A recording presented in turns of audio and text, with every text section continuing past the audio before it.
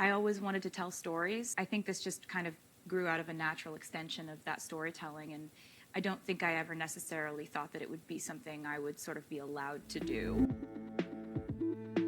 So I want to take you behind the scenes of making this video where I tried to do a video like Taylor Swift. I'm taking some of Taylor Swift's interviews and some information that I have found, also watched a heap of her videos. I am trying to use the tactics she uses in her music videos and her short film to create a stellar YouTube AuthorTube video. Check it out. Here is how you create a video like Taylor. What do you mean to you?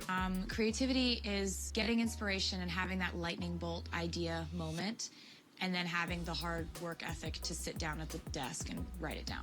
So you sit down at your desk and do the work.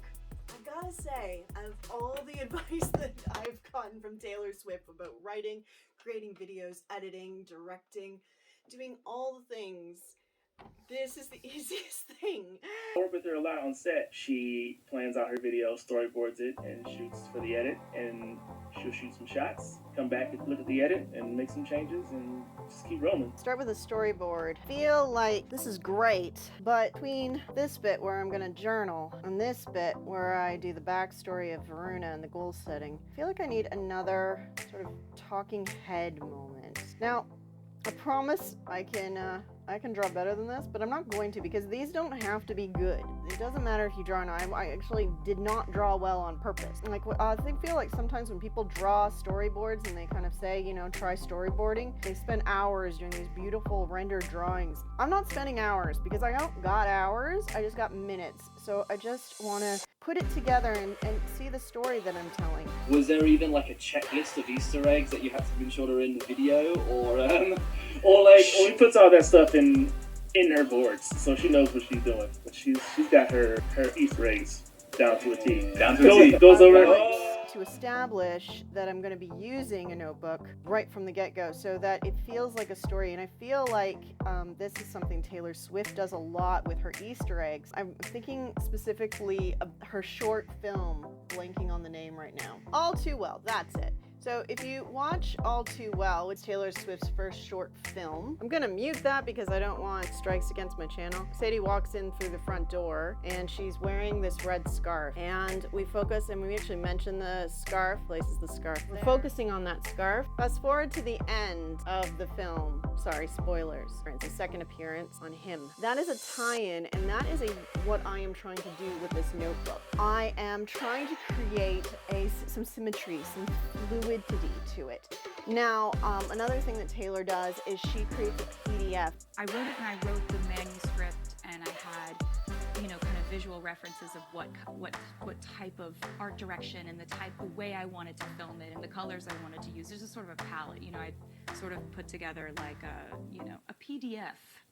My PDF is my channel. My channel has blue, red, and yellow based on the fact that my shelf and my desk are blue. My bookshelves are this sort of dark yellow brown color, and red makes pop. Taylor uses different colors for her different videos based on her different songs.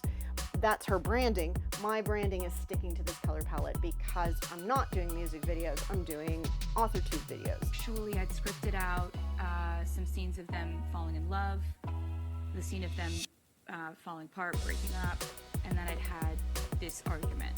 And I'm really interested in this argument. So the argument was the one that we ended up keeping as a scene. I knew I wanted one scene to play out, and I didn't know which one it was going to be. So Play out without music. Without music, because I thought that it was just important to get a very potent glimpse into their dynamic, and I didn't know if that would come through best with them falling in love, breaking up, or fighting. It turned out the fight was where we saw the most of who these people are and what the problems are. I actually had a fucking blast. Now this is the night. Now we're doing this. Awesome. I want to tell this whole story, but I want there to be one really, you know, portal glimpse into their life where we stop the music, because the music does a pretty good job of explaining the arc. While I'm watching this video back, I realize that the beginning's stellar.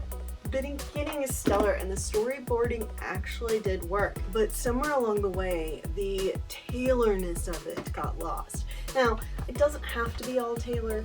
Like, let's get real here. I'm not Taylor Swift, I'm me. And so I need to do me, but I do like trying other things and learning from people. It's one of my favorite things to do. So that's what I'm trying to do here. But now, as I sit here and I look at this video, I realize that I want to try again. I want to have another go. And one of the things that Taylor Swift does in her videos is she does a switch, bait and switch. I can make all the tables turn. I'm going to do that to you here because I'm going to stop talking about this video I worked on that you can still go watch. It's still a great video. I would highly recommend it. I really enjoyed making it. It's one of my best. But I'm going to start working on this video that I'm working on right now. How meta is that? So the video that you are now watching is now the video I'm going to make like Taylor. We're going to call back now the whiteboard. Whiteboard is now, consider the whiteboard the blue glitter in Antihero. We are now at the point where we are now in the video. So this is me talking to you and pointing at you right now. Feeling like we're in Spaceballs? When will now be now? Soon. Now we're gonna go into the next part of the video. Spoilers.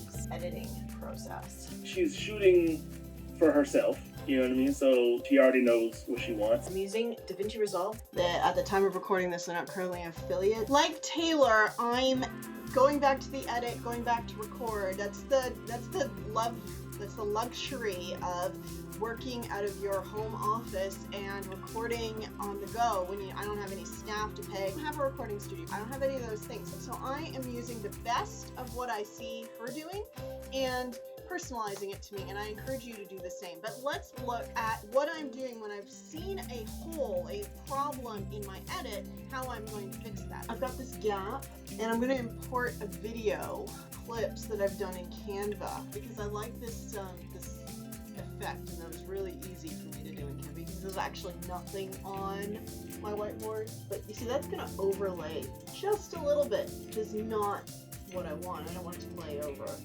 the other clip and highlight everything up until that space. And I'm going to link those clips, and I'm just going to pull them over. Just pull this down here. Now I want to move all this back. Now remember, I linked them, so I can pull it all back. There's a great big black gap there. Now the easiest way to do it would be just to highlight that space and hit delete, and it moves it over. I've just inserted that clip. So you might notice that not everything that was in my storyboard, or even in that storyboard, made it to this video.